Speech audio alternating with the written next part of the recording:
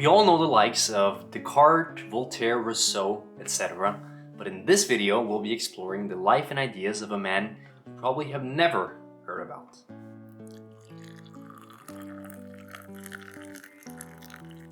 If you'd like to know more about the man who influenced Nietzsche, Voltaire, and wrote, "Absence diminishes small loves and increases great ones, as the wind blows out the candle and fans the bonfire," then you've come to the right place. Don't forget to like and subscribe if you enjoy my content. Now let's jump into this very interesting video. So the man that we'll be focusing on today was called François de La Rochefoucauld.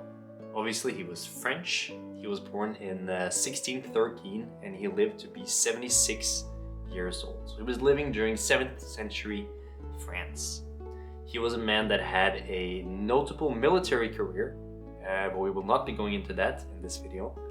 He's most well known, however, for his literary and philosophical works.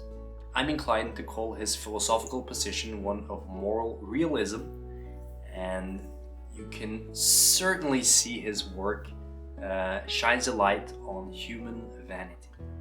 So François provided some really timeless insights into human nature, which I will venture to show very soon.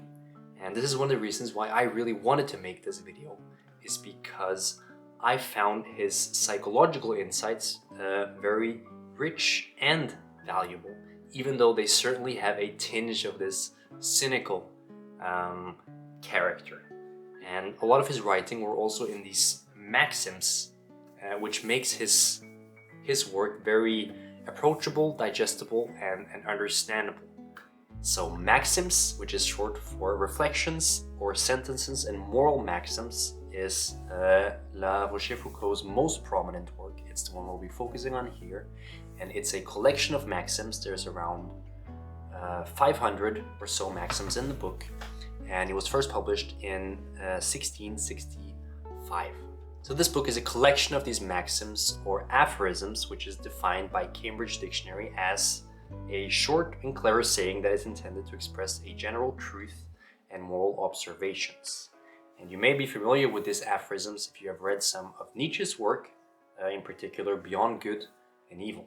So it's essentially this collection of striking short sentences that reveal something about our human nature. And I want to highlight a couple here that we will discuss. The first one is that we promise according to our hopes and we perform according to our fears. Fundamentally, as humans, we are fear-driven in the sense that a negative emotion is stronger than a positive emotion. So at the end of the day, and there has been plenty of studies on this, we are risk averse in the sense that we hate more losing than we love gaining. And so that means essentially what François says in this little short aphorism here is that we have all these ideas and beautiful notions about what the future may look like. When you actually get there, reality looks a little bit different, and we're always sort of scrambling to prevent bad things from happening, as opposed to looking at the good thing or the positive aspect of things, oftentimes at least. The second is that we all have the strength to endure the misfortune of others.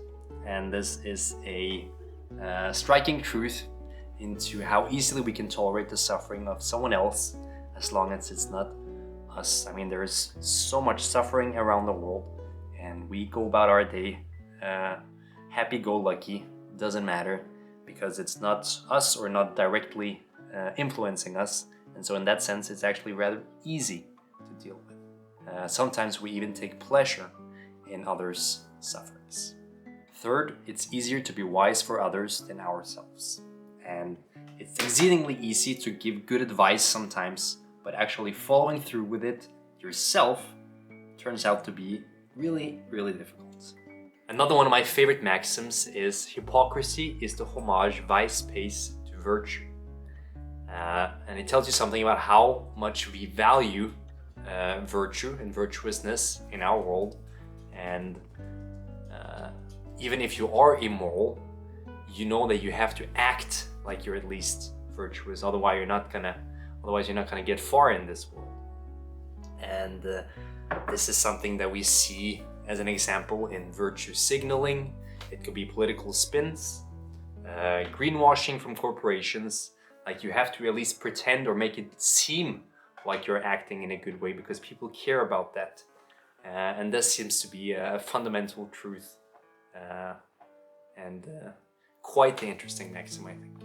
As we have seen, Rochefoucauld's philosophy centers on self-interest, vanity, deception, and hypocrisy. And these are elements that are still very relevant in our world today. His ideas have implications for psychology, politics, and our cultural in general.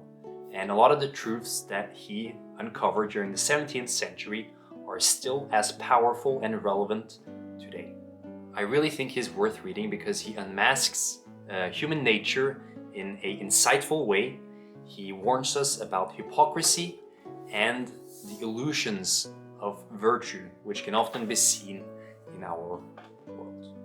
So if you're interested in learning more about his ideas, I'd recommend picking up his book, Maxims. Obviously, if you can read it in French, that is much better, but there are good English translations. I think Penguin has some good editions that you can pick up, where you can be sure that they are, what would you say, relatively true and good to his words. Thank you so much for watching. I hope you enjoyed watching this video as much as I enjoyed making it. I hope you learned something new, and perhaps you gained a new interest and person that you can study in the time to come. Thank you for watching, and I'll see you next time.